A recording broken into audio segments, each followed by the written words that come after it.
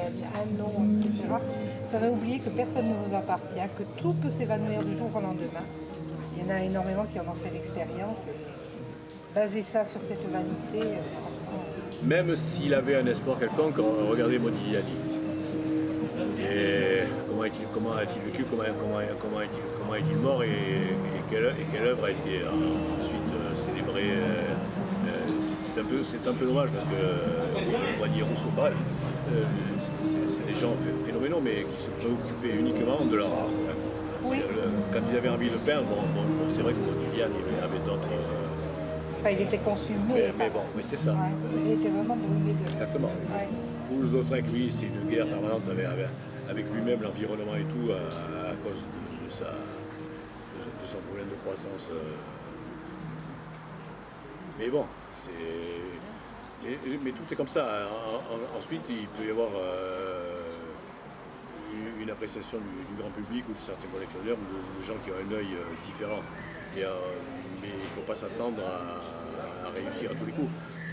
D'ailleurs, qu'est-ce que ça veut dire la réussite? Qu'est-ce que c'est la réussite? Si vous avez une réponse, vous me demandez, je ne vois pas trop. Pas du tout. Moi, je veux dire, le matin, vous vous levez, est-ce que vous êtes heureuse de voir la nature dans laquelle vous êtes? Moi, vous savez ce qui me rend heureux? Je viens ici, je me mets sur le balcon le matin, je regarde les milans royaux qui chassent.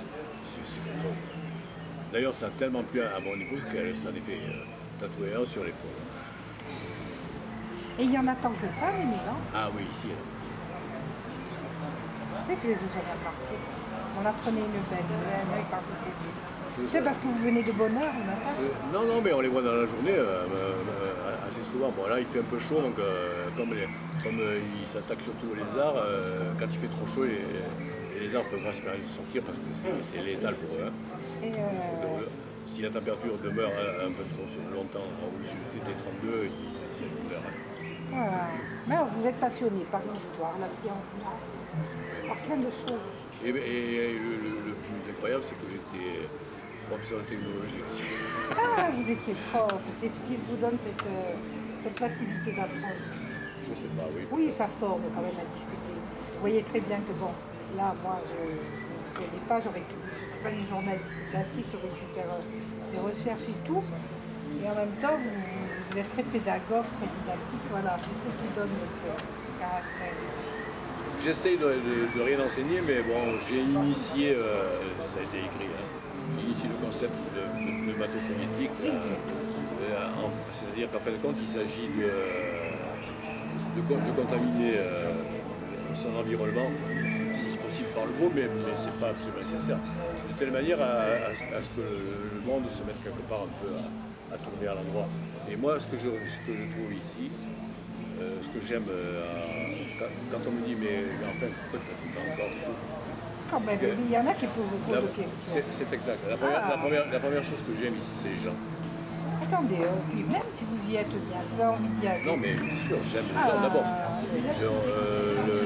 Cette capacité d'accueil, de partage. Ensuite, l'île est phénoménale. Vous parliez tout à l'heure de l'emprisonnement et en même temps de l'ouverture.